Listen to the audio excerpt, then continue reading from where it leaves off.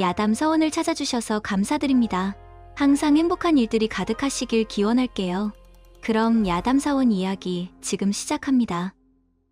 조선 영조 때 한양 성북골에 박대성이라는 피장이가 살았습니다. 박대성은 어려서부터 아버지에게 가죽 다루는 기술을 배웠는데 그의 솜씨가 얼마나 뛰어났던지 10살도 되기 전에 어른들의 신발을 만들 정도였다고 합니다. 아이고, 저 녀석 손재주 하나는 타고났구나. 그러게 말일세. 어찌나 깔끔하게 바느질을 하는지 기똥차구먼. 어린 박대성은 칭찬을 들을 때마다 더욱 열심히 일했답니다. 그러다 보니 20살이 되기도 전에 아버지의 솜씨를 넘어섰지요. 하지만 그에게도 한 가지 콤플렉스가 있었습니다. 바로 자신의 남성성이었지요. 어릴 적부터 몸집이 작았던 박대성은 늘 남들 앞에서 기가 죽어 있었답니다. 그런 그에게 김씨라는 아내가 생겼습니다. 김씨는 고운 얼굴에 현숙한 성품을 지닌 여인이었는데 혼인 전에는 마을의 총각들이 줄을 설 정도로 인기가 많았다고 하지요. 어찌하여 나와의 혼인을 결심했소? 혼인 첫날 밤 박대성이 김씨에게 물었다고 합니다. 김씨는 빙그레 웃으며 대답했지요. 당신의 성실함과 정직함이 좋았어요. 그리고 손재주 좋은 남편을 만나면 평생 신발 걱정은 없겠다 싶었지요. 그 말에 박대성은 웃었지만 마음 한켠에는 늘 불안함이 자리 잡고 있었답니다. 과연 자신 같은 남자가 저리 고운 아내를 평생 곁에 둘 수 있을까 하는 걱정이었지요. 그렇게 10년이 흘렀습니다. 박대성의 솜씨는 날로 늘어 이제는 한양장 안에서 그의 이름을 모르는 이가 없을 정도가 되었답니다. 박대성의 신발은 신으면 발이 절로 가벼워진다지. 그뿐이요. 그가 만든 가죽 주머니는 10년을 써도 터지질 않는다오. 그러던 어느 날 마을에 홍대방이라는 사내가 이사를 왔습니다. 홍대방은 키가 9척이나 되어 보이는 훤칠한 사내였는데 말솜씨는 또 얼마나 능청스러웠던지 마을 사람들은 그의 이야기에 푹 빠져들곤 했답니다. 내 팔도를 돌아다녔지만 이런 좋은 마을은 처음 보았소. 특히 이곳 아낙네들의 얼굴은 한양 기생들보다도 고와 보이는구려. 홍대방의 말 한마디에 마을의 아낙네들은 얼굴을 붉혔고 남정네들은 코웃음을 쳤답니다. 하지만 그의 말솜씨가 어찌나 그럴듯했던지 점점 더 많은 사람들이 그의 이야기에 귀를 기울이게 되었지요. 자네는 어디서 그리 능란한 말솜씨를 배웠는가? 허허, 이건 타고난 것이지요. 마치 제 아랫도리처럼 말입니다. 홍대방은 늘 자신의 아랫도리 자랑을 빼놓지 않았습니다. 그럴 때마다 남자들은 코웃음을 치며 돌아섰지만 묘하게도 아낙네들의 눈빛은 달라졌답니다. 어느 날 홍대방이 박대성의 가게를 찾아왔습니다. 비장 형님, 한가하시오? 무슨 일로 왔는가? 실은 제가 곤란한 일이 있어 찾아뵈었습니다. 박대성은 일손을 멈추고 홍대방을 바라보았습니다. 평소 그를 탐탁지 않게 여겼지만 손님이 찾아온 이상 무시할 수는 없었지요. 말해보게나. 무슨 일인가? 홍대방은 주위를 살피더니 목소리를 낮추어 말했답니다. 실은 제 아랫도리가 너무 커서 일상생활에 지장이 많습니다. 형님께서 특별히 가죽 주머니를 하나 만들어 주셨으면 하는데. 뭐라? 그것을 담을 주머니를 만들어 달란 말인가? 박대성은 순간 귀를 의심했습니다. 그동안 온갖 주문을 다 받아보았지만 이런 요청은 처음이었지요. 자네 그것이 얼마나 크다고 주머니까지 필요하단 말인가? 아, 그림으로 그려왔습니다. 홍대방은 품속에서 종이를 꺼내 보였습니다. 그림을 본 박대성의 눈이 휘둥그레졌습니다. 길이가 7치에 둘레가 4치 반이라니. 허허, 자네 참으로 대단하구려. 박대성의 비웃는 듯한 말투에도 홍대방은 아랑곳하지 않고 능청스럽게 웃었습니다. 며칠이면 될까요? 2, 3일이면 충분하겠네. 그쯤에서 가게로 들려보게나. 이 대화를 장지문 너머에서 듣고 있던 아내 김 씨의 얼굴이 붉어졌습니다. 열해 동안 남편과 살면서 느끼지 못했던 이상한 설렘이 가슴 한켠에서 피어났지요. 아이고, 세상에. 저렇게 클 수 있다니. 믿기지가 않는구나. 김 씨는 그날 밤 홍대방의 말을 자꾸 떠올렸습니다. 평소 남편의 일에는 관심도 없던 그녀였건만 다음 날부터는 장롱을 열어 홍대방의 그림을 몰래 꺼내보곤 했지요. 한편 박대성은 주문받은 주머니를 만들면서도 속이 편치 않았답니다. 자신의 것과 비교하면 그림 속 크기는 감히 따라갈 수도 없었으니까요. 에이 허풍쟁이 놈. 사람 몸이 이럴 수 있단 말인가? 박대성은 혀를 끌끌 차면서도 장인의 자존심을 걸고 정성껏 주머니를 만들었습니다. 그런데 이상한 일이 벌어졌지요. 아내의 행동이 조금씩 달라진 것입니다. 여보, 요즘 왜 그리 한숨만 쉬어? 아니에요. 그저 몸이 좀 피곤해서 그렇답니다. 김 씨는 남편의 눈을 피하며 말했습니다. 하지만 그녀의 마음속에는 이미 홍대방의 모습이 자리 잡고 있었지요.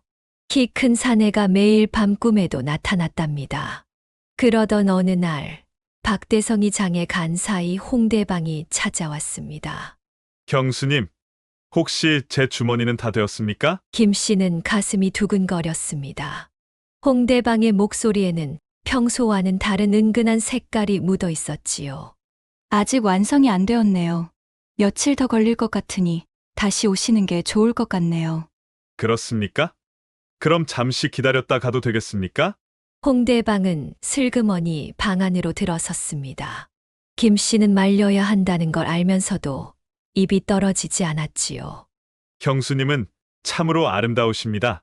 어찌 이리 고운 얼굴로 피장이와 살고 계시는지. 그런 말씀 마세요. 전 서방님의 아내입니다. 하지만 김 씨의 말과는 달리 그녀의 마음은 이미 흔들리고 있었습니다. 홍대방은 더욱 다가와 그녀의 손을 잡았지요. 경수님, 저를 한 번만 받아주십시오. 제가 얼마나 대단한지 직접 보여드리겠습니다. 김 씨는 선을 넘지 말아야 한다는 것을 알면서도 결국 홍대방의 달콤한 꾀임에 넘어가고 말았지요. 그렇게 둘은 돌이킬 수 없는 선을 넘고 말았답니다. 하지만 곧 김 씨는 엄청난 충격을 받게 되었지요. 홍대방의 실제 크기는 그림과는 비교도 할 수 없이 작았던 것입니다. 오히려 남편보다도 작았지요. 김 씨는 눈물을 흘리며 자리에서 일어났습니다. 이런 거짓말쟁이 같으니라고. 경수님, 이게 다 형수님을 사모하는 마음에 제가 꾀를 낸 것입니다. 당장 내 집에서 나가세요. 그리고 다시는 오지 마세요. 그날 이후 김 씨는 밤마다 잠을 이루지 못했습니다. 자신의 어리석음이 부끄럽기도 했고 남편에 대한 죄책감으로 가슴이 미어졌지요. 한편 박대성도 뭔가 이상한 낌새를 채기 시작했습니다. 아내가 눈도 마주치지 않으려 하고 밤에는 한숨만 쉬는 것이 영 수상했지요. 여보, 무슨 일이라도 있었어? 아니에요. 몸이 계속 좋지 않네요. 그러던 어느 날 박대성은 장롱 속에서 홍대방의 그림을 발견했습니다. 그리고 주막에서 들려오는 소문. 모든 것이 맞아떨어졌지요. 이 허풍쟁이 놈! 내 이놈을 가만두지 않으리라! 박대성은 분노로 가슴이 터질 것 같았습니다. 하지만 그는 바로 홍대방을 찾아가지 않았지요. 그 대신 며칠 동안 마을 사람들의 이야기를 귀담아 들었답니다. 허허, 홍대방이가 또 허풍을 떨더군. 이번엔 임금님 도장을 만드는 관청에서 자기를 모셔갔다는구먼. 그놈의 입만 살아가지고. 어제는 또 자기 아랫돌이 자랑을 하더니만 우리 고을 아낙네 중에 자기 손을 안 탄 아낙네가 없다나 뭐래나. 주막에서 이런 이야기를 들으며 박대성은 마음을 다잡았습니다. 단순히 화를 내고 홍대방을 죽이려 든다면 오히려 자신의 가정이 망가질 것이 뻔했기 때문이지요. 마침내 어느 날 아침 박대성은 홍대방을 찾아갔습니다. 홍대방, 자네 주머니를 가지러 오게. 아, 형님. 드디어 다 되었습니까? 홍대방은 아무것도 모르는 듯 환하게 웃었습니다. 하지만 그의 눈동자에는 불안감이 서려 있었지요. 나를 따라오게. 산에서 이야기를 좀 하세. 박대성의 낮고 무거운 목소리에 홍대방은 등줄기에 식은땀이 흘렀습니다. 하지만 거절할 수도 없어 마지못해 그를 따라갔지요. 두 사람은 마을 뒷산으로 올라갔습니다. 한참을 올라 아무도 없는 곳에 이르자 박대성이 걸음을 멈추었답니다. 이제 말해보게. 내 마누라와 무슨 일이 있었는지. 아니, 형님. 그게 어찌된 일이냐면. 아직도 변명을 하려는가? 박대성은 홍대방의 멱살을 잡았습니다. 그의 손이 부들부들 떨리고 있었지요. 한 번만 살려주십시오, 형님. 제가 죽을 죄를 지었습니다요. 다만 뭐냐? 이 일은 아무에게도 알리지 말아 주십시오. 제발 부탁드립니다요. 홍대방은 눈물을 흘리며 무릎을 꿇었습니다. 그의 모습이 처량하기 그지없었지요. 박대성은 한참을 홍대방을 내려다보았습니다. 그의 손은 여전히 떨리고 있었지만 마음속에는 다른 생각이 들었답니다. 이놈! 내가 너를 여기서 때려 죽이면 그만이지만 그러면 내 가정은 어찌 되겠느냐? 마을에 소문이라도 난다면 또 내 마누라는 어찌 살아가겠느냐? 홍대방은 박대성의 말에 더욱 깊이 고개를 숙였습니다. 애가 지기 전에 당장 이 마을을 떠나거라. 그리고 다시는 이 근처에 발걸음도 하지 말아라. 네, 형님. 당장 떠나겠습니다요. 이 일도 평생 입 밖에 내지 마라. 내 귀에 이 일이 들린다면 평생 내 놈을 쫓아 기필코 멱을 딸 것이다. 네, 형님. 명심. 또 명심하겠습니다요. 그날로 홍대방은 짐을 싸서 마을을 떠났답니다. 박대성은 곧장 마을 원님을 찾아가 홍대방에 대한 금종령을 내려달라 청했고 원님은 그의 청을 받아들였지요. 그자가 마을의 평화를 해치니 다시는 들어오지 못하게 하는 것이 좋겠소. 감사합니다, 나리. 감사합니다. 집으로 돌아온 박대성은 아내를 불렀습니다. 여보, 나왔소이다. 김 씨는 남편의 부름에 고개를 푹 숙인 채 나왔습니다. 그녀의 눈가에는 이미 눈물이 맺혀 있었지요. 죄송합니다, 서방님. 제가 죽을 죄를 지었습니다. 마누라는 남편 앞에 무릎을 꿇었습니다. 박대성은 한참을 말없이 서 있다가 입을 열었답니다. 10년을 함께 살았소. 그 긴 시간을 당신과 함께하며 당신이 어떤 사람인지 내 누구보다 잘 알고 있소. 서방님, 내 부족한 점이 많았던 걸 이제야 깨달았소. 당신의 마음을 헤아리지 못했던 것도, 늘 일만 하느라 소홀했던 것도. 박대성의 목소리가 흔들렸습니다. 그는 잠시 숨을 고르더니 다시 말을 이었지요. 이제부터 다시 시작하면 어떻겠소? 이 일은 우리 둘만 아는 것으로 하고. 김 씨는 남편의 말에 더욱 크게 흐느꼈습니다. 그녀는 자신의 어리석은 행동을 깊이 뉘우치고 있었지요. 제가 어찌 이런 너그러운 용서를 받을 자격이 있겠습니까? 지난 일은 잊어버리시오. 다만 앞으로는 다시는 이런 일이 있어서는 안 돼요. 네. 앞으로는 절대로 서방님의 마음을 아프게 하지 않겠습니다. 그렇게 세월이 흘러갔습니다. 박대성은 여전히 정직하게 가주기를 했고 김 씨는 더욱 현숙한 아내가 되려 노력했지요. 당신, 오늘은 일찍 들어오시는군요. 그래. 일도 일찍 끝났고 당신이 보고 싶어 서둘러 왔다네. 둘은 점차 서로를 더 깊이 이해하고 신뢰하게 되었답니다. 가끔 마을 사람들이 홍대방 이야기를 할 때면 둘의 가슴이 아려왔지만 그것조차 둘의 사랑을 더욱 깊게 만드는 계기가 되었지요. 그러고 보니 홍대방이란 사람은 어디로 갔는지 통 소식이 없구려. 호호, 그 허풍쟁이 말이오. 바람처럼 왔다가 바람처럼 사라졌지요. 세월이 흘러 박대성의 명성은 더욱 높아졌습니다. 그의 가게는 한양에서 제일 가는 피장간이 되었고 궁궐에서도 그의 물건을 찾을 정도였지요. 박대성의 가족 물건이라면 거저라도 사겠네. 그러게 말일세. 값은 비싸도 10년을 써도 멀쩡하니 오히려 싼 게 아닌가? 김 씨도 남편을 더욱 잘 보필했답니다. 새벽부터 일어나 남편의 아침상을 챙기고 가게 일도 거들었지요. 여보, 이제는 일을 좀 줄이시는 게 어떨까요? 나이도 드시는데. 허허. 당신 걱정이 지나치오. 나는 아직도 이 일이 즐겁기 그지없구려. 부부는 이제 서로의 눈빛만 봐도 마음을 알 수 있을 만큼 가까워졌답니다. 젊은 시절의 실수는 오히려 그들의 관계를 더욱 돈독하게 만들어 주었지요. 여보, 당신이 아니었다면 저는 진작에 허망한 꿈에 빠져 길을 잃었을 거예요. 나 또한 당신이 아니었다면 이렇게 성공하지 못했을 거요. 이처럼 사람이란 한 번의 실수로 모든 것을 잃을 수도 있지만 진심 어린 용서와 반성이 있다면 새로운 시작을 할 수 있는 법입니다. 다음 이야기가 지금 시작됩니다. 구독과 좋아요는 큰 힘이 됩니다. 숙종 말년 상주고을에는 박참봉이라 불리는 큰 부자가 살았습니다. 그의 본명은 박득중이었으나 젊은 나이에 참봉벼슬을 사서 모두가 그를 박참봉이라 불렀지요. 천석구는 거들떠보지도 않을 만큼 큰 부자였는데 그의 재산이 어떻게 모였는지 아는 이는 드물었습니다. 아버님께서 돌아가시기 전 단단히 일러두셨지. 득중아, 장사는 신이가 으뜸이다. 돈을 바라보지 말고 사람을 보아라. 그 말씀 한마디로 지금의 내가 있는 것이지. 박참봉의 아버지는 원래 말단 아전이었다고 합니다. 하지만 정직하기로 소문난 아전이었지요.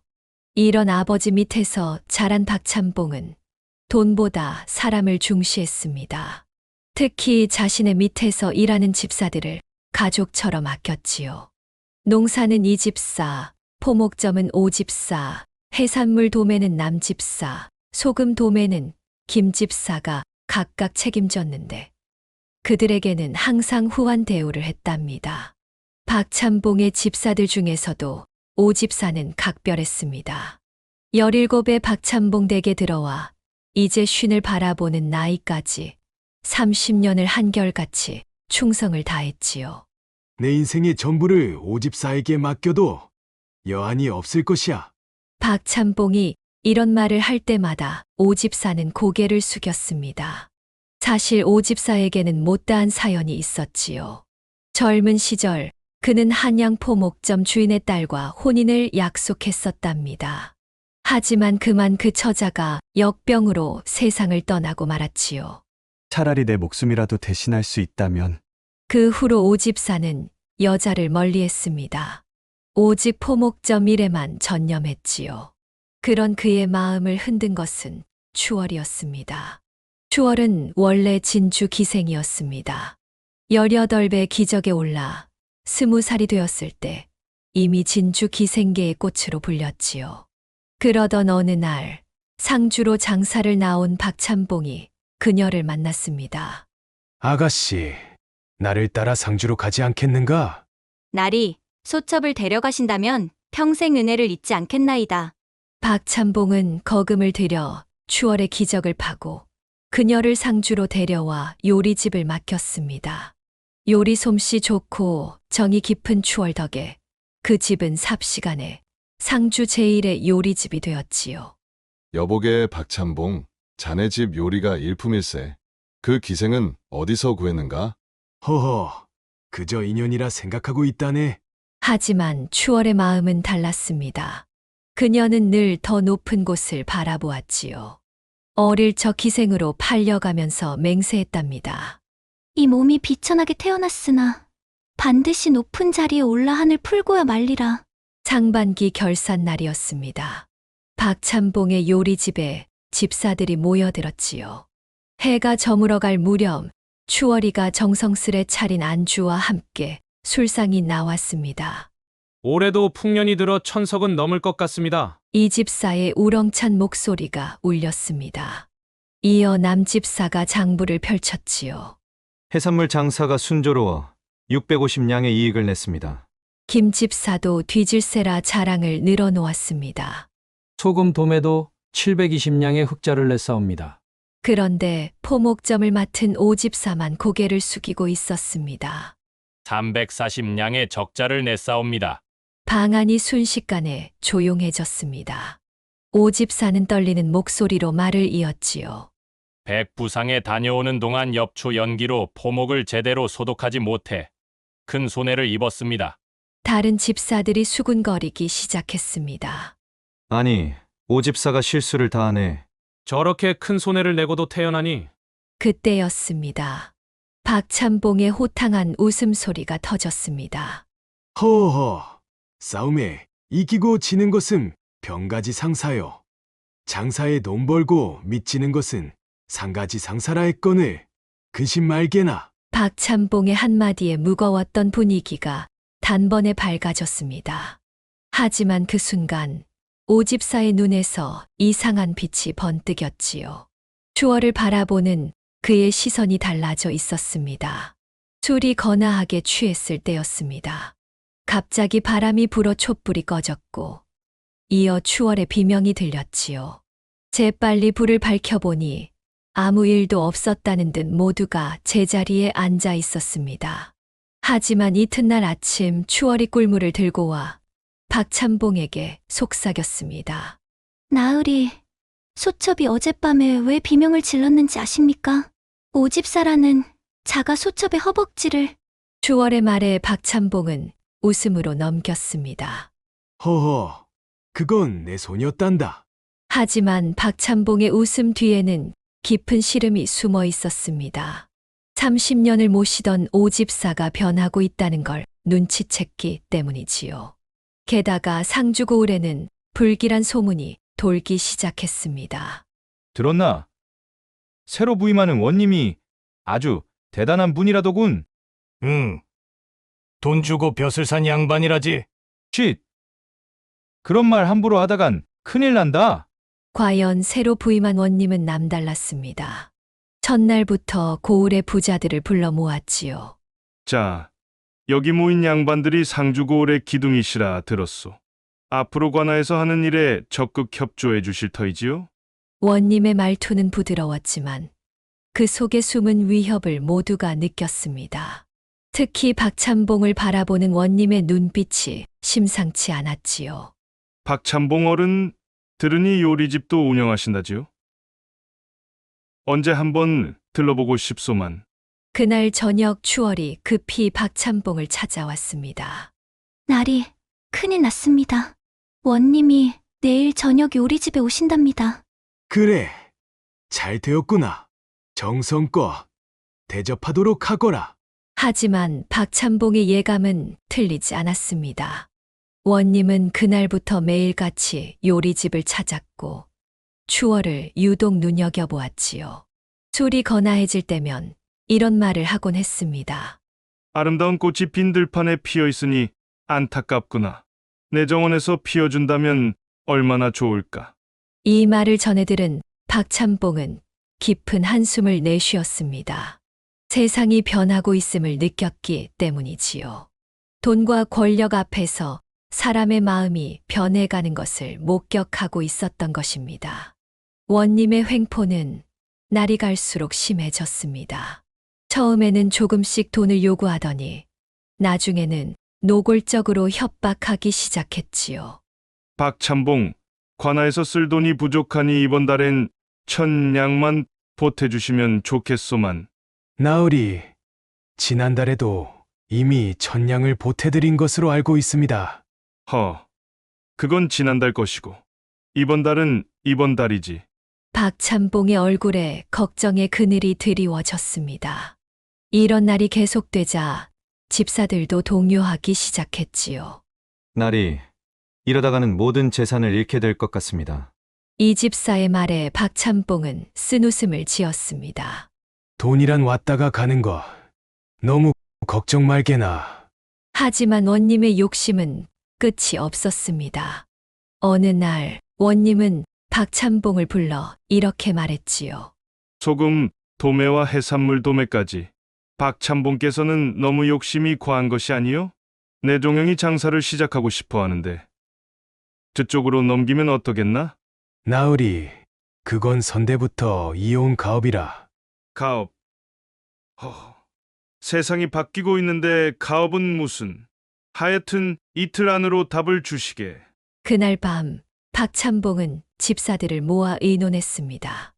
우리가 도망가는 게 좋겠습니다. 남 집사의 말에 김 집사도 고개를 끄덕였습니다. 맞습니다. 이미 다른 고을 상인들도 하나둘 떠나고 있다지 않습니까? 그러나 오직 오 집사만이 반대했습니다. 도망은 안 됩니다. 우리에겐 아직 기회가 있습니다. 소인에게 좋은 생각이. 하지만 오 집사의 말은 끝나지 못했습니다. 그때 관아의 포졸들이 들이닥쳤기 때문입니다. 박득중, 관곡을 횡령한 죄로 체포하겠다.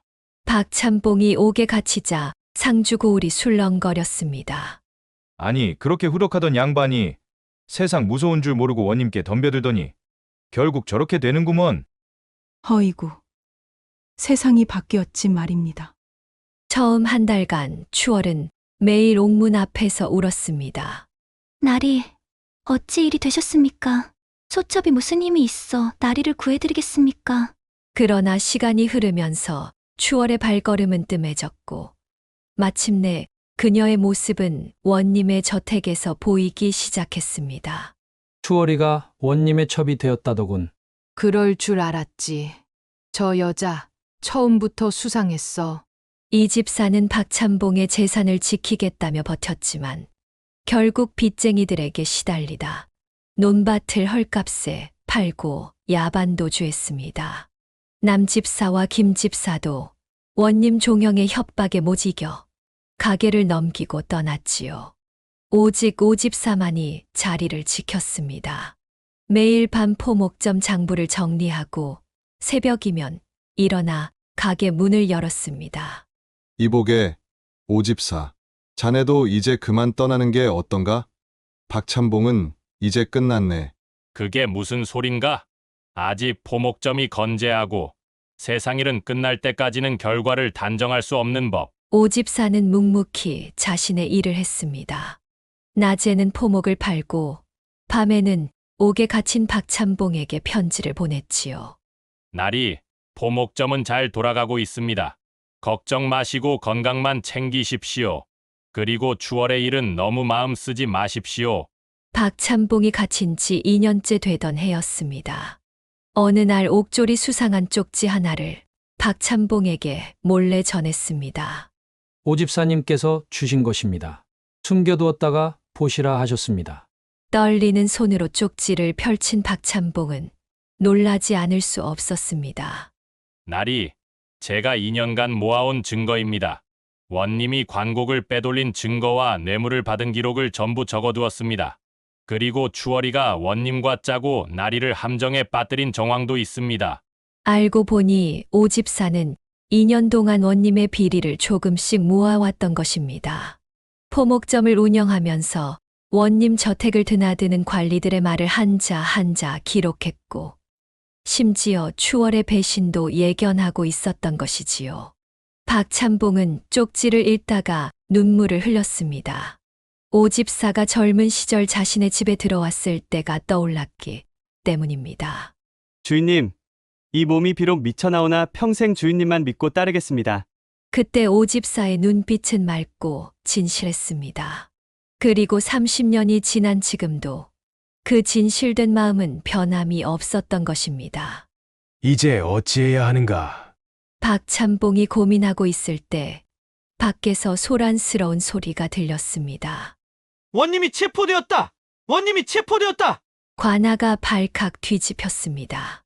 암행어사가 불시에 들이닥쳐 원님의 비리를 적발한 것입니다.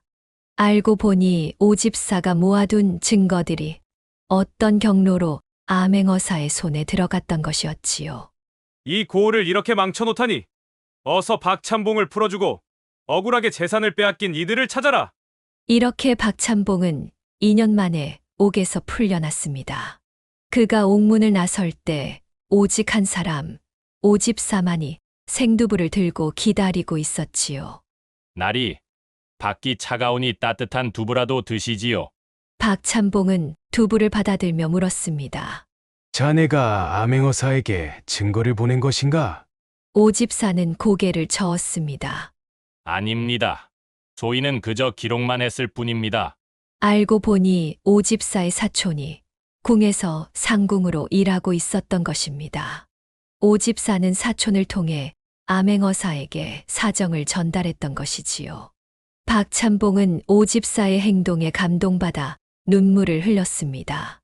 여보게 오집사, 내 자네에게 받은 이 은혜를 어찌 갚는단 말인가? 나리, 그런 말씀 마십시오. 소인은 그저 어르신께 받은 은혜를 갚았을 뿐입니다. 기억하실지 모르겠으나 그날 밤 촛불이 꺼져 추월이가 비명을 지른 것은 소인이 욕정을 이기지 못해 저지른 것이 맞습니다. 어르신께서는 그걸 아시면서도 제 체면을 지켜주셨지요. 그날 밤 상주고을에는 비가 내렸습니다.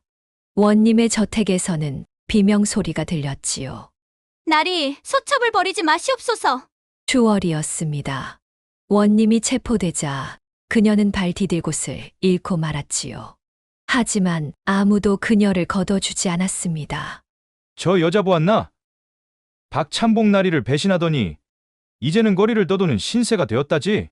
그러게 말일세. 분수를 모르고 과욕을 부리면 저렇게 되는 법이지. 이 집사와 남 집사, 김 집사도 각자의 대가를 치렀습니다.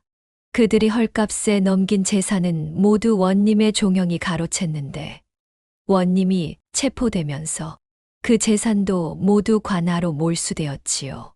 우리가 너무 취해 겁을 먹었던 게야. 오집사처럼 견뎌냈어야 했네. 이제 와서 후회한들 무슨 소용이 있겠나. 박찬봉은 옥에서 나와 자신의 집을 돌아보았습니다. 2년 동안 관리되지 않은 집은 쇠락의 기운이 역력했지요. 하지만 포목점만은 달랐습니다. 나리, 이게 지난 2년간의 장부입니다.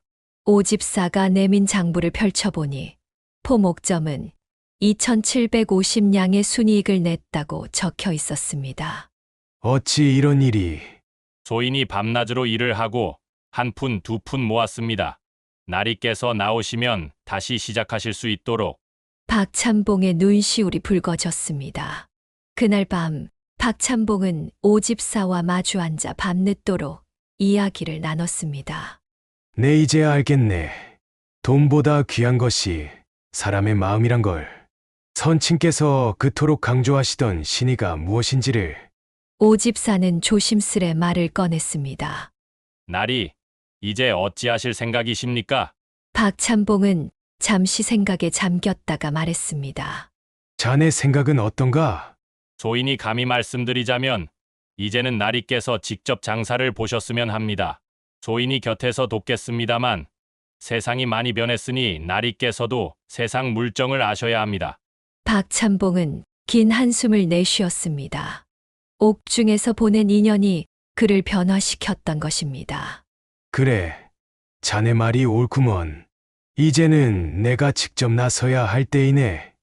이튿날부터 박찬봉의 생활은 달라졌습니다.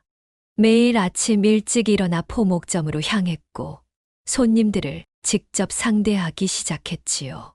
처음에는 서툴렀지만 점차 장사의 재미를 알아가게 되었습니다.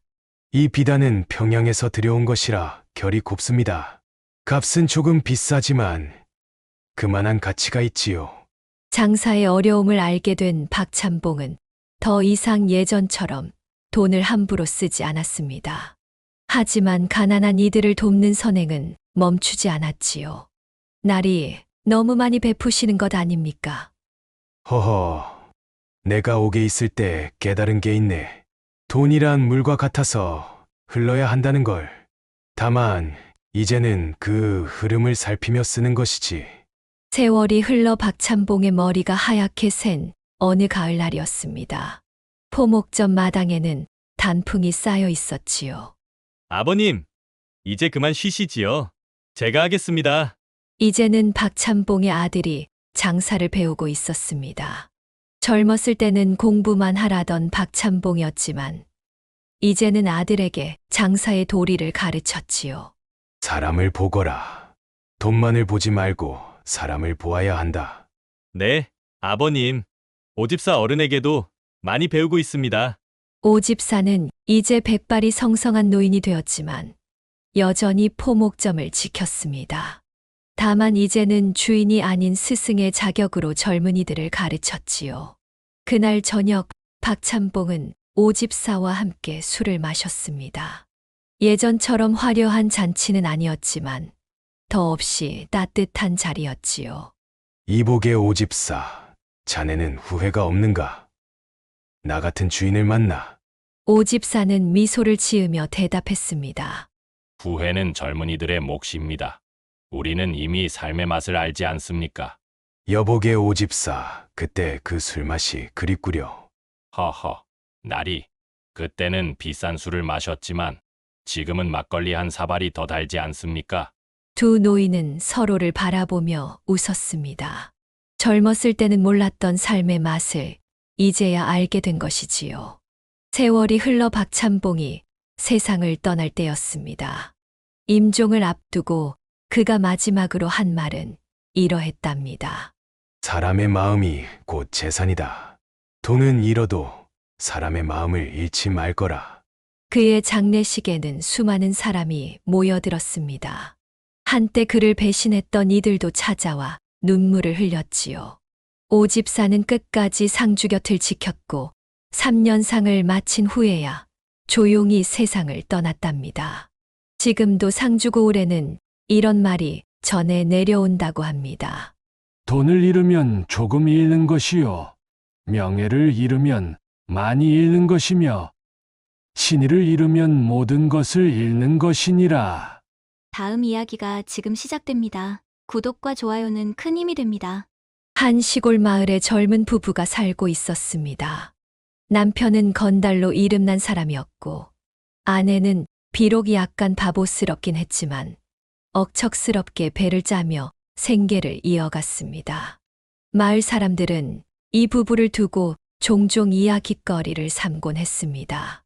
아내는 어찌 저리도 열심히 일하는데 남편이란 작자는 맨날 주막에서 술만 마시니 참으로 딱하구먼. 혀를 끌끌 차는 소리가 장터에서 오갔습니다. 아내는 닷새마다 열리는 읍내 장날의 배를 팔아 쌀이나 생필품으로 바꾸길 기대했습니다. 그녀는 매일같이 배틀 앞에 앉아 하루 종일 북을 움직이며 배를 짜는 모습이 마을의 풍경이 될 정도였습니다. 서방님, 이 배가 우리 생계를 책임질 거예요. 당신은 그걸 잘 팔아서 집안을 보살펴야 하지 않겠습니까? 남편에게 당부할 때마다 그는 건성으로 대답하며 고개를 끄덕이곤 했습니다. 그러나 그 돈은 늘 그의 술값으로 날아가 버렸고 집에 돌아올 때면 빈손이기 일쑤였습니다. 그날도 읍내에 장이 서는 날이었습니다. 아내는 새벽같이 일어나 아침상을 준비하며 남편이 일찍 떠날 준비를 하도록 독려했습니다. 그러나 남편은 느긋하게 밥을 먹으며 한껏 여유를 부리고 있었습니다. 아내는 상머리에 앉아 심각한 얼굴로 그를 바라보았습니다. 서방님, 오늘이 장날이잖아요? 남편은 능청스러운 미소를 띠며 대답했습니다. 당신은 내가 그걸 모를까봐 묻는 것이오. 아내는 그의 태도에 분노를 참으며 이어 말했습니다. 아유, 제발 그 능청 좀 떨지 마세요. 나는 밤낮 없이 배를 짜는데 당신은 그걸로 술이나 마시고 빈손으로 돌아오니 이게 무슨 꼴이오? 남편은 한동안 대답하지 못하다가 갑자기 심각한 표정을 지으며 말을 이었습니다. 임자, 이번엔 정말 다를 거요. 내가 이제 정신을 차렸소. 이번 한 번만 내 말을 믿어보시오. 아내는 의심스러운 눈길로 그를 쳐다보았지만 남편의 진지한 태도에 일단 믿기로 했습니다. 그녀는 닷새 동안 열심히 짜놓은 배를 건네주며 부탁했습니다. 오늘은 쌀도 사고 생선도 좀 사와요. 그리고 혹여나 그 돈을 술에 쓰지 마셔요. 남편은 배를 짊어지고 이심리 산길을 걸어 읍내 장터로 향했습니다. 길을 걸으며 그는 속으로 아내와의 약속을 떠올렸습니다. 이번만은 진짜로 술을 참아야 한다. 아내가 나를 믿고 이 배를 맡긴 거 아니겠나. 하지만 그의 다짐은 길가의 풍경처럼 빠르게 스쳐 지나가는 생각일 뿐이었습니다. 읍내로 가는 길은 한적했지만 중간중간 농부들이 소를 몰고 가는 모습이나 아이들이 개울가에서 물장구를 치는 풍경이 이어졌습니다. 그는 잠시 걸음을 멈추고 큰 나무 그늘 아래에서 땀을 식히며 생각했습니다. 오늘은 정말 쌀과 생선을 사야 한다. 하지만 장터에 도착하면 술 냄새가 진동할 텐데. 과연 잘 참을 수 있을꼬? 읍내 장터는 늘 활기가 넘쳤습니다. 장꾼들이 자신의 물건을 팔기 위해 크게 외치고 손님들은 물건을 고르며 흥정을 벌였습니다. 남편은 도착하자마자 두리번거리며 배를 팔 만한 상인을 찾았습니다. 그는 길가에 자리 잡은 한 천장수에게 다가가 배를 내밀었습니다. 이거 얼마나 주실 수 있겠소? 천장수는 배를 꼼꼼히 살펴보며 말했습니다. 질도 좋고 짜임새도 고르니 30냥이면 어떻겠소? 남편은 얼른 고개를 끄덕였습니다. 좋소. 30냥에 팔겠소. 돈을 손에 쥔 그는 순간 뿌듯함을 느꼈습니다.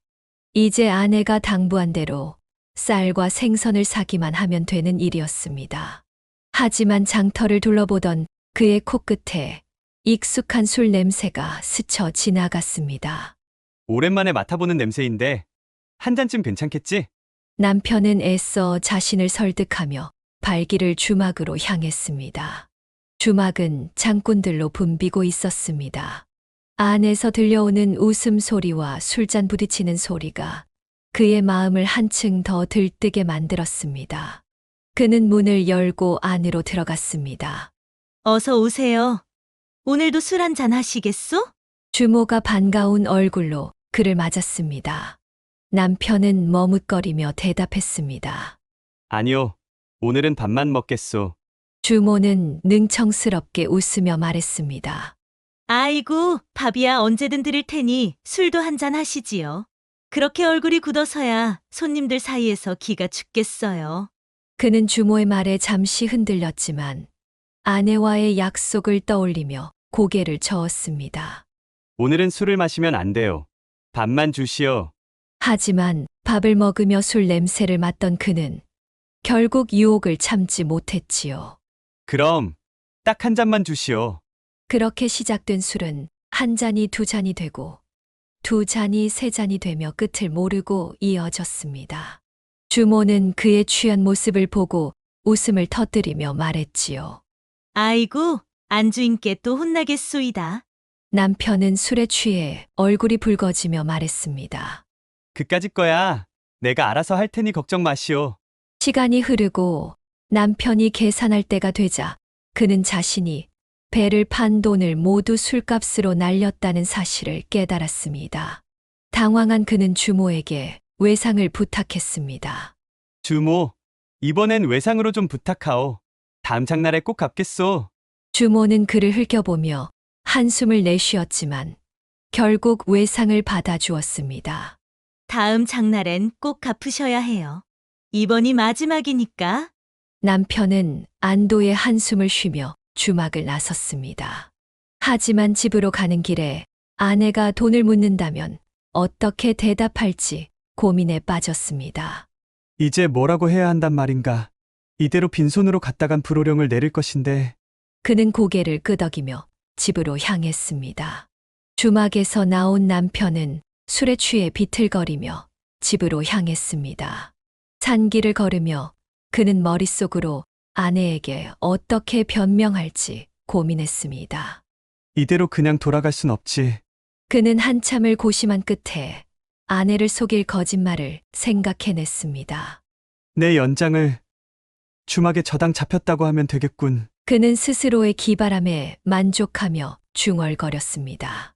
그러면서도 술기운에 엉뚱한 자신감을 얻어 자신이 이 거짓말을 완벽히 해낼 거라고 믿었습니다.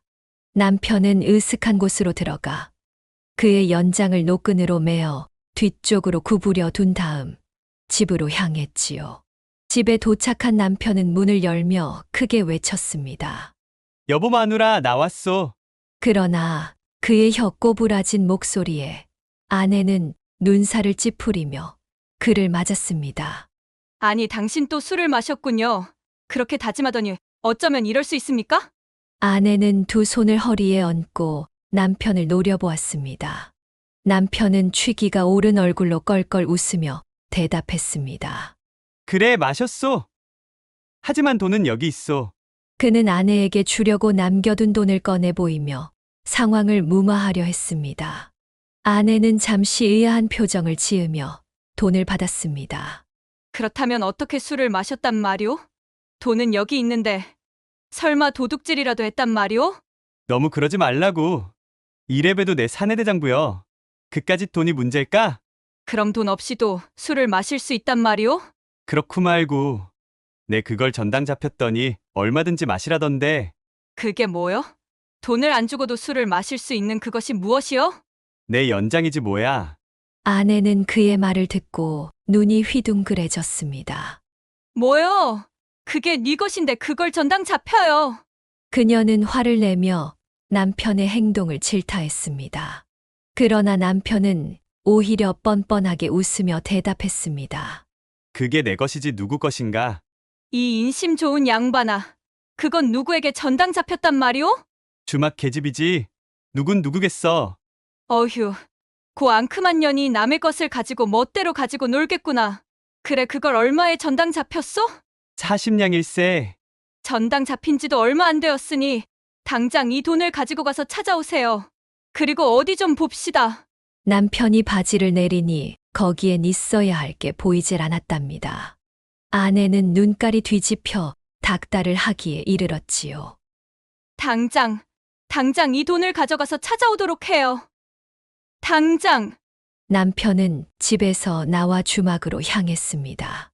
이번에는 아내에게 받은 돈으로 외상값을 갚으러 가는 길이었지만 그의 발걸음은 무척이나 가벼웠지요. 주막에 도착한 그는 자신만만한 태도로 주모를 불렀습니다. 주모, 내가 지난번 외상값을 갚으러 왔소. 주모는 반갑게 웃으며 대답했습니다. 아이고, 손님. 이렇게 빨리 갚으러 오시다니 정말 대단하시네. 자, 손에 든 건 이리 내놓으시구려. 남편은 돈을 주모에게 건네며 덧붙였습니다. 이제 우리 둘 사이엔 외상은 없는 것이오. 술이나 몇 잔 더 주시겠소? 주모는 쓴웃음을 지으며 말했습니다. 술을 더 드시면 또 외상을 하실 텐데 괜찮으시겠소? 남편은 고개를 끄덕이며 당당히 대답했습니다. 이젠 외상은 없소. 오늘은 아내가 준 돈으로 술도 즐기고 다 갚고 돌아가겠소. 그렇게 그는 술을 몇 잔 더 마시며 기분이 좋아졌습니다. 주모와 농담을 주고받으며 어느새 취기가 올라 자신이 벌인 거짓말도 대수롭지 않게 느껴졌습니다. 술을 마치고 주막을 나선 남편은 기분 좋은 발걸음으로 집으로 향했습니다. 하지만 그는 곧 아내에게 보여줄 증거가 없다는 사실을 깨닫고 멈춰 섰습니다. 이대로 가면 마누라가 믿지 않을 텐데. 그는 주변을 두리번거리며 길가에서 숯가루를 찾았습니다. 그는 땅에 떨어진 숯을 집어들어 연장의 끝부분에 묻혔습니다. 그는 자신에게 만족하며 다시 길을 재촉했습니다. 집에 도착한 남편은 문을 열며 큰 소리로 외쳤습니다. 여보, 내가 연장을 찾아왔소. 아내는 안방에서 불이 나게 뛰어나오며 그를 맞았습니다. 정말요? 어디 좀 보아요. 남편은 허리춤에서 연장을 꺼내 보이며 말했습니다. 여기 있소. 하지만 주모가 부직갱이로 썼는지 이렇게 시커멓게 되었소. 아내는 연장을 살펴보며 탄식했습니다. 고년이 남의 물건을 맡았으면 고이 맡았다가 돌려줄 것이지. 심술궂게 부직갱이로써 망할 년 같으니라고. 그녀는 치맛자락으로 묻은 숯가루를 닦아내며 눈물을 훔쳤습니다. 다음에는 제발 이런 일이 없게 하시오. 이 물건이 얼마나 소중한 것인데. 남편은 아내의 모습을 보며 속으로 안도의 한숨을 내쉬었습니다. 그래도 이번엔 무사히 넘어갔군. 하지만 그는 아내의 눈물과 탄식을 들으며 잠시 양심의 가책을 느꼈습니다. 그는 다시는 이런 거짓말을 하지 않겠다고 다짐했지만 그의 다짐이 오래 갈지는 아무도 알 수 없었습니다. 다음 이야기가 지금 시작됩니다. 구독과 좋아요는 큰 힘이 됩니다. 때는 조선 영조 때였습니다. 강원도 정선 땅 깊은 산골에 양덕현이라는 선비가 귀양살이를 하고 있었습니다. 그는 본디 한양에서 벼슬 하던 사람이었는데 임금께 바른 말을 하다가 귀양을 오게 된 것이지요. 아버님, 오늘도 비가 오는데 글을 읽으시렵니까? 아들 금복이가 걱정스러운 눈으로 물었습니다. 그래, 비가 오나 눈이 오나 글을 읽어야 한다. 이것이 선비의 도리니라. 양덕현은 귀양살이 중에도 자신의 신념을 굽히지 않았습니다. 매일 아침 해가 뜨기 전에 일어나 글을 읽었고 낮에는 밭을 일구었으며 저녁이면 아들에게 글을 가르쳤지요. 아버님, 왜 우리는 이리 가난하게 삽니까? 어느 날 금복이가 물었습니다. 마을의 다른 아이들은 그런 금복이를 놀리곤 했기 때문이지요. 금보가, 사람이 먹고 사는 것이 전부가 아니다. 바른 마음과 올곧은 행실이야말로 물질적인 풍요보다 먼저란다. 이런 가르침 속에서 금복은 자랐습니다. 18이 되던 해 마을에 큰 일이 생겼습니다. 누군가 마을 곳간의 쌀을 훔쳐간 것이지요. 분명 그 귀양 온 놈의 집구석일 테지. 그려, 저렇게 가난하게 사는 게 아무리 봐도 이상했어. 분명 저 부자의 짓일 거야. 마을 사람들은 양덕현의 집을 의심했습니다. 그때 금복이가 나섰습니다. 어젯밤에 제가 보았습니다. 이웃 마을 돌쇠 아저씨가 새벽에 곳간에서 나오시는 거려. 마을 사람들이 돌쇠의 집을 뒤져보니 과연 거기서 잃어버린 쌀이 나왔습니다. 먹을 게 없어 그랬습니다. 한 번만 용서해 주십시오. 돌쇠는 그 자리에서 무릎을 꿇었지요. 양덕현은 마을 사람들에게 말했습니다. 돌쇠 형님이 어려운 형편이니 이번만은 용서해 주시면 어떻겠습니까? 제가 책임지고 그분이 올바른 길을 걷도록 하겠습니다. 그 일이 있고 난 뒤 마을 사람들은 양덕현 부자를 달리 보기 시작했습니다. 참으로 도리를 아는 분이시구나. 그 아들도 거짓말을 모르는 아이고. 20살이 되자 금복은 어엿한 일꾼이 되었습니다.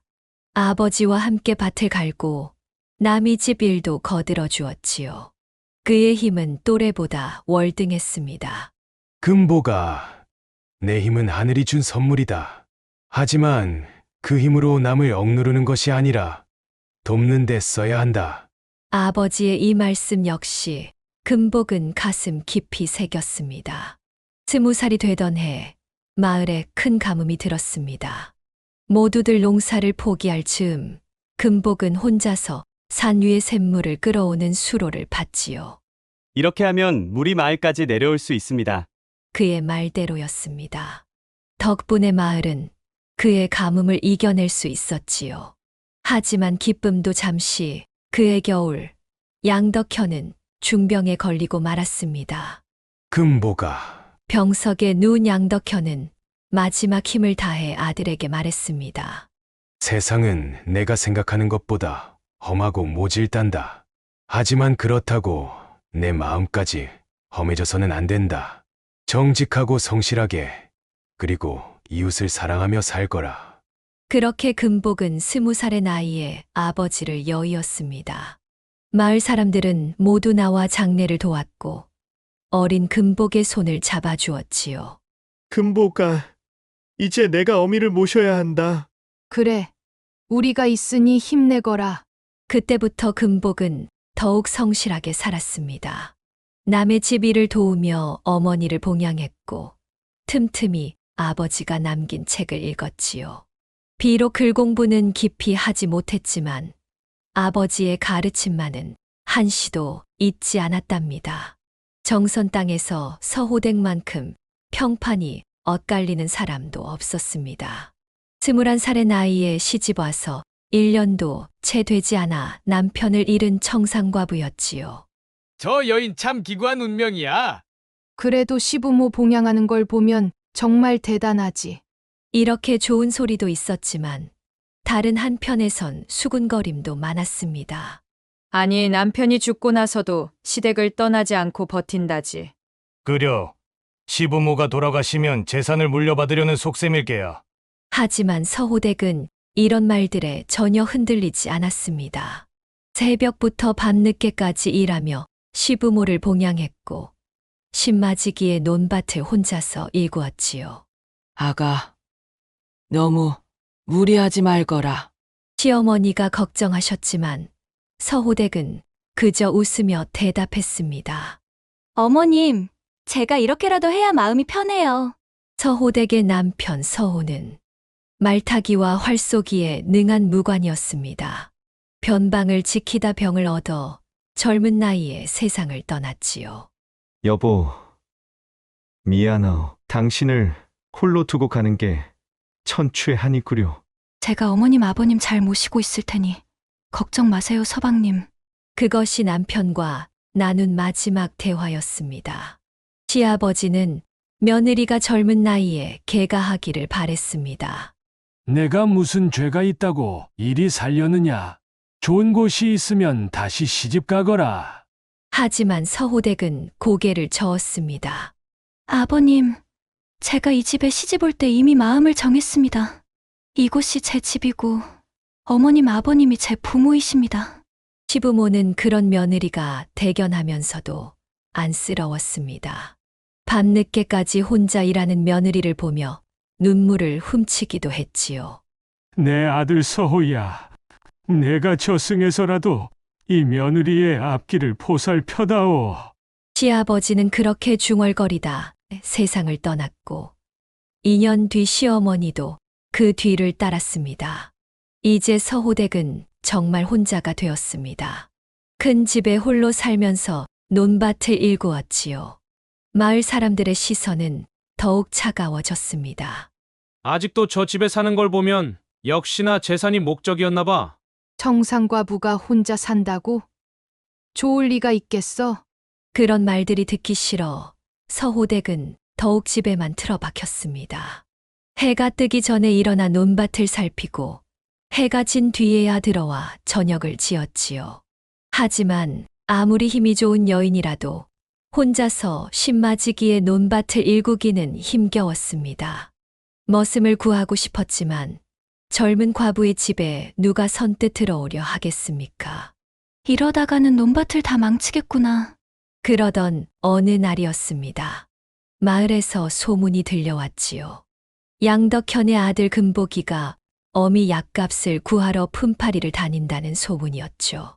서호댁은 망설였습니다. 금복의 정직함과 성실함은 익히 들어 알고 있었지만 젊은 사내를 들이면 마을의 수군거림이 더 심해질 것이 뻔했지요. 하지만 논밭은 날이 갈수록 피폐해져 갔고 혼자서는 더 이상 감당하기 어려웠습니다. 에라, 모르겠구나. 마을 사람들이 뭐라 하든 어떻게든 살아갈 길을 찾아야겠구나. 서호댁은 마침내 결심을 하고 금복을 찾아 나섰습니다. 금복을 찾아 나선 서호댁은 그를 마을 어귀에서 만났습니다. 마침 금복은 홀로 된 노인의 지붕을 고쳐주고 있었지요. 금복아, 거기 있느냐? 서호댁이 조심스레 부르자 금복은 지붕에서 내려왔습니다. 땀에 젖은 얼굴이었지만 맑은 눈빛이 인상적이었지요. 마님, 무슨 일로 오셨습니까? 금복의 반듯한 말투에 서호댁은 잠시 망설였습니다. 그게 말이다. 혹시 우리 집에 와서 머슴을 하지 않으련? 금복의 눈이 커졌습니다. 서호댁의 집은 마을에서 제법 큰 농사를 짓는 곳이었지요. 하지만 곧 그의 얼굴이 어두워졌습니다. 마님, 제가 아무리 사정이 급하다고 해도 그것은 쉽지 않겠습니다. 내 사정은 들어서 잘 알고 있지 않니? 내 혼자서는 더 이상 농사를 지을 수가 없구나.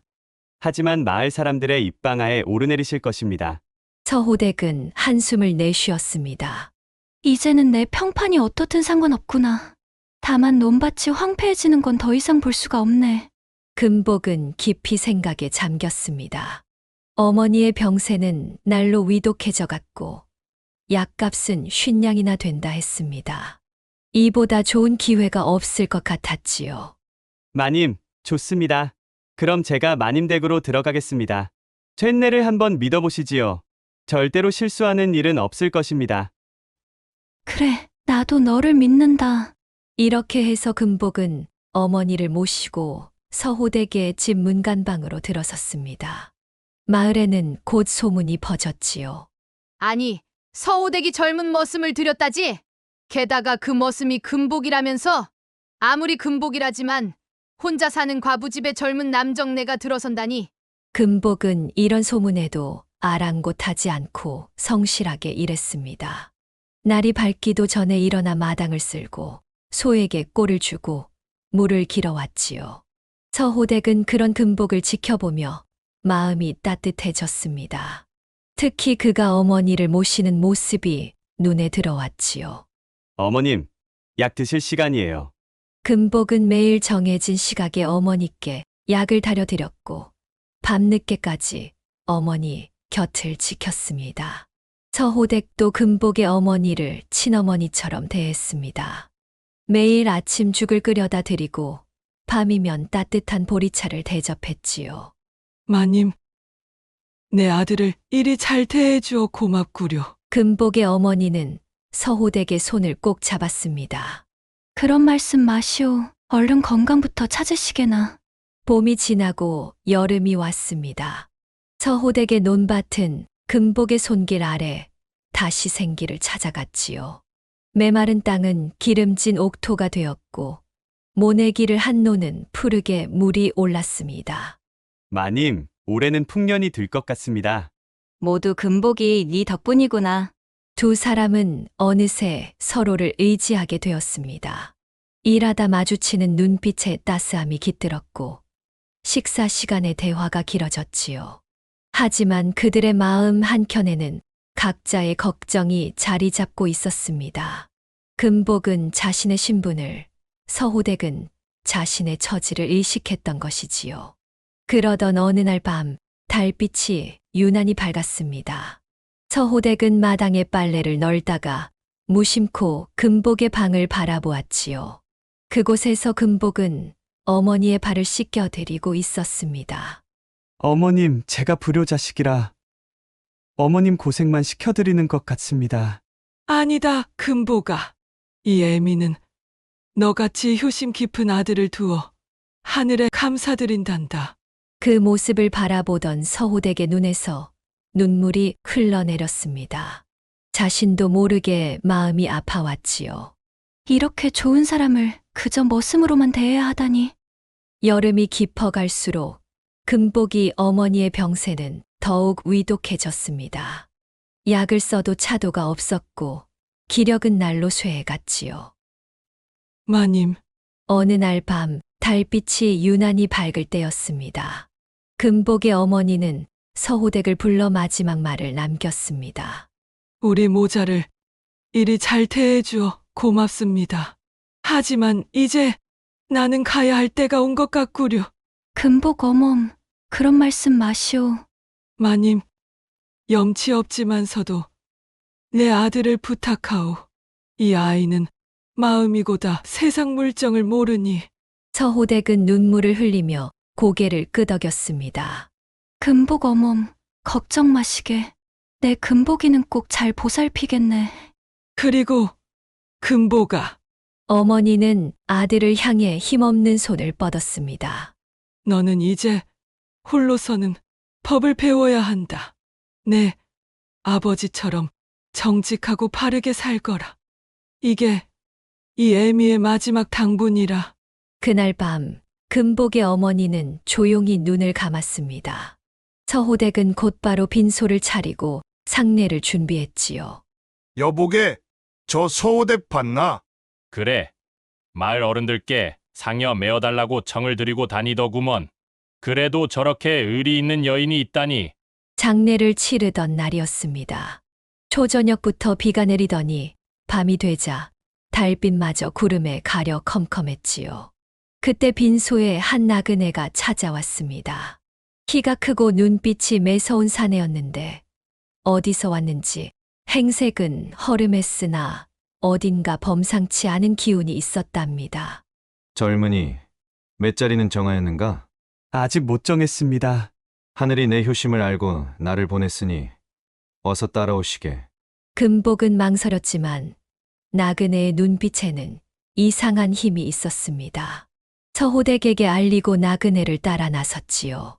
금보가 이 밤중에 어딜 간다는 게냐? 몇 자리를 보고 오겠습니다. 서호댁은 걱정스러운 눈빛으로 금복을 바라보았습니다.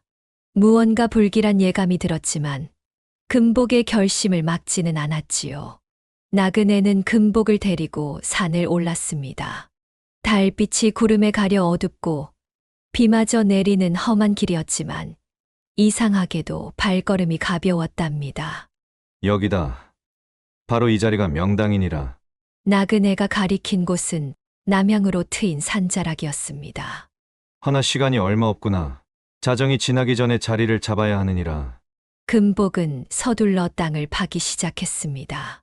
하지만 땅을 다지려니 공이가 없었지요. 어서 집에 가서 공의를 가져오게. 자정 전에 돌아와야 하네. 금복은 허겁지겁 산을 내려왔습니다. 집에 돌아오니 서호댁이 마당에서 기다리고 있었지요. 금보가 잠시 안으로 들어오너라.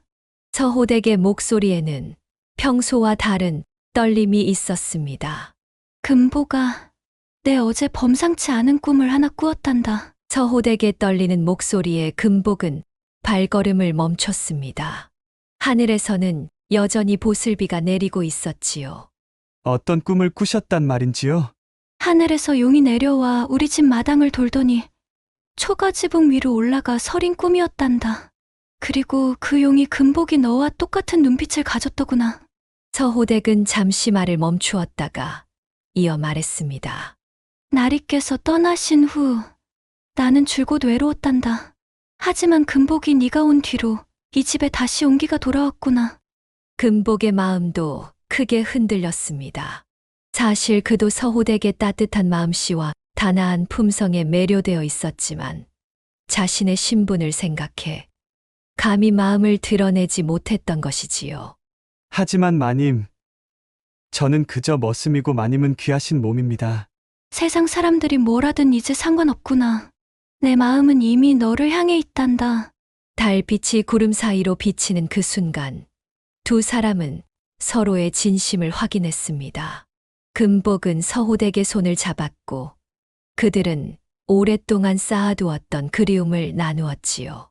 그렇게 두 사람은 운우지정을 나누었습니다.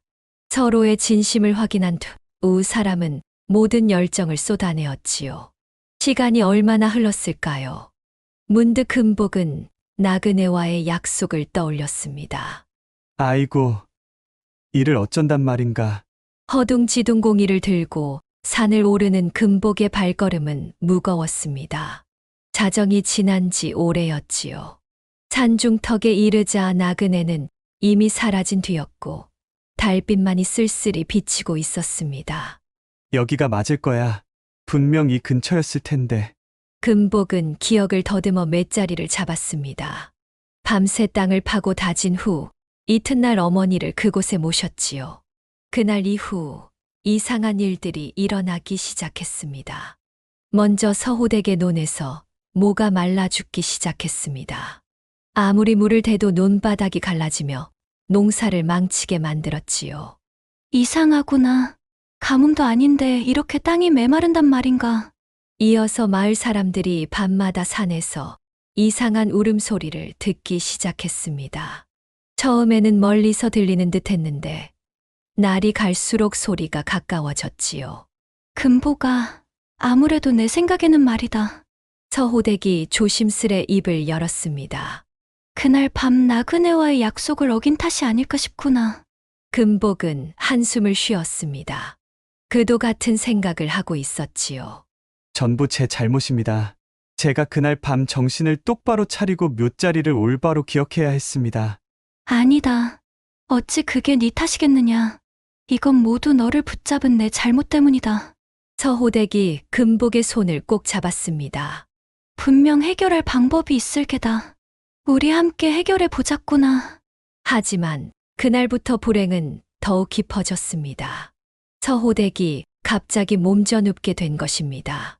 가슴이 답답하고 숨을 쉴 때마다 가슴이 아프구나. 의원을 불러도 병의 원인을 알 수 없다 했습니다. 금복은 밤마다 서호댁의 손을 잡고 눈물을 흘렸지요. 그러던 어느 날 마을에 한 떠돌이 중이 들어왔습니다. 나이를 가늠하기 힘든 깊은 주름이 있는 얼굴이었는데 마을 사람들 앞에서 갑자기 큰 소리를 치기 시작했습니다. 이 마을에 큰 재앙이 들어오고 있구나. 누군가가 음택을 그르쳤어. 마을 사람들은 처음에 그저 미친 중이려니 했습니다. 하지만 중의 말은 계속되었지요.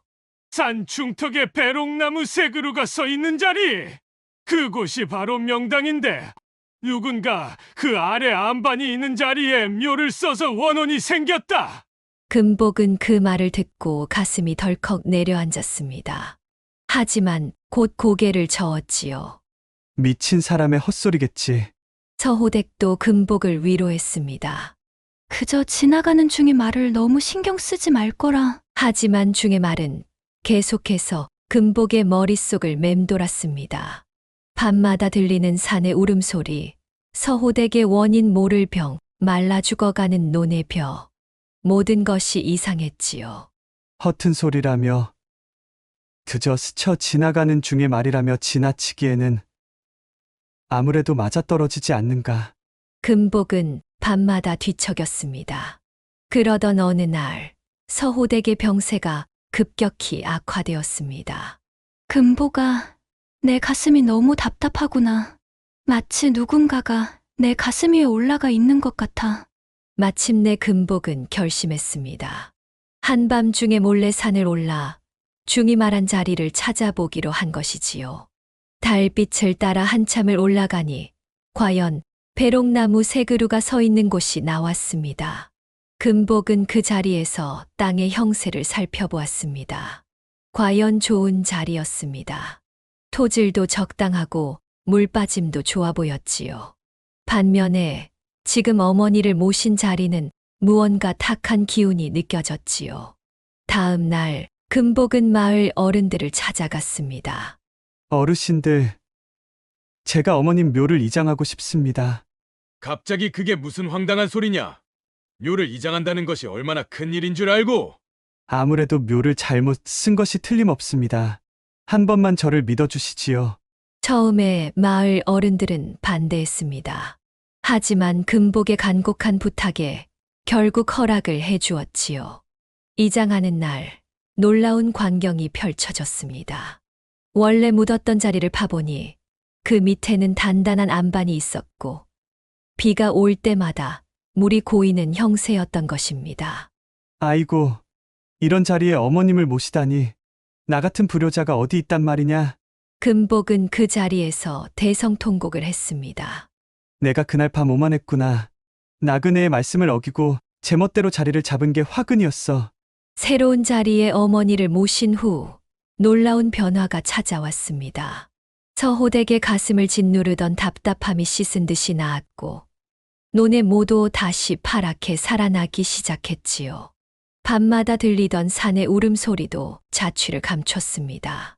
금복아, 이제 어머님도 편안히 쉬실 수 있겠구나. 금복은 서호댁의 손을 꼭 잡았습니다. 그동안 저 때문에 많이 고생하셨지요. 무슨 소리냐. 우리가 함께 이겨낸 거란다. 서호댁은 금복의 눈을 바라보며 미소 지었습니다. 이제는 앞날만 생각하자꾸나. 그해 가을 서호댁의 논에는 풍년이 들었습니다. 마을 사람들은 모두 신기해했지요. 아니, 한여름에 말라 죽을 것 같던 벼가 저리 잘 자랐단 말인가? 금복이가 어머니 묘자리를 바로잡은 덕분일 게야. 어느 날 밤 달빛이 유난히 밝을 때였습니다. 서호댁이 금복을 조용히 불렀습니다. 금복아, 좋은 소식이 있단다. 무슨 소식입니까? 내가 또 꿈을 꾸었구나. 금복의 눈이 커졌습니다. 서호댁은 수줍은 듯 말을 이었지요.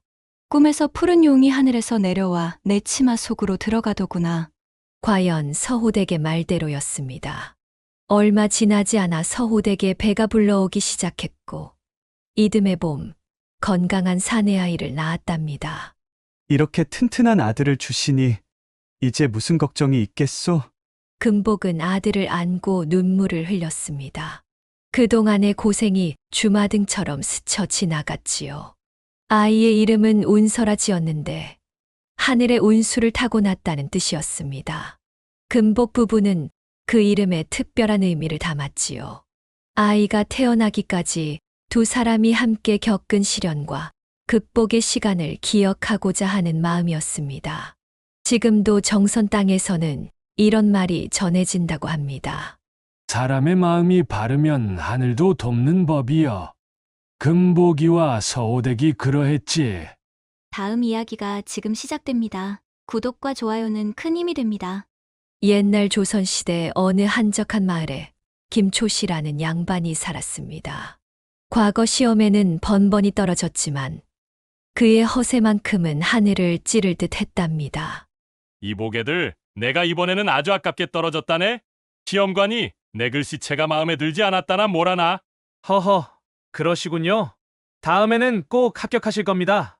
마을 사람들은 속으로 저 양반 또 시작이구나 하고 웃었지만 김초씨는 아랑곳하지 않고 더욱 허세를 부렸답니다.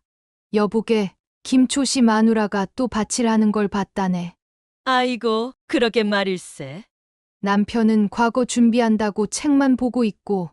쉿, 조심하게. 저 양반 귀가 밝아서 이런 말 들으면 큰일 난다네. 김초씨의 아내는 새벽부터 밤늦게까지 일하느라 허리가 휘어질 지경이었습니다. 그런데도 남편 밥상이 조금이라도 늦으면 큰일이 났지요. 이 무식한 여편 내가 오늘 중요한 글을 읽다 말았는데 밥도 제때 못하다니. 죄송해요, 서방님. 밭일이 늦어지는 바람에. 밭은 무슨 밭? 양반집 마누라가 그런 천한 일이나 하고 장피하기 그지없구나. 김초씨는 책을 읽는다고 큰 소리 쳤지만 사실 그는 천자문도 제대로 못 읽는 수준이었답니다. 하지만 이런 비밀은 아무도 몰랐지요. 오직 그의 아내만이 알고 있었답니다. 어느 봄날 밤이었습니다. 아내가 안방에서 바느질을 하고 있을 때 사랑방에서 책을 읽던 김초씨가 슬그머니 들어왔답니다. 오늘 밤은 아내에게 은혜를 베풀어야겠구나. 여보, 하필 지금. 김초씨는 아내의 말은 들은 척도 안 하고 호롱불을 후 불어 껐습니다. 그런데 바로 그때였지요.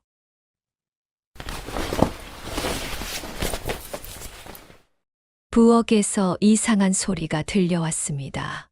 쌀독을 열고 쌀을 퍼 담는 소리였지요. 도둑이 들어온 것이었습니다. 아니 임자, 이게 무슨 소리요? 부엌에 누가 있는 것 같소? 쉿. 조용히 하세요. 내가 알아서 할 테니. 아내는 남편의 귀에 대고 살짝 속삭였습니다. 부엌에 쌀 도둑이 들어왔어요. 아니 이걸 어쩐단 말이오? 그 순간 김초씨의 얼굴이 하얗게 변했습니다. 아까까지 그토록 당당하던 모습은 온데간데 없이 이불 속으로 쏙 들어가 덜덜 떨기 시작했답니다. 아이고 여보, 나 죽소. 나 죽어.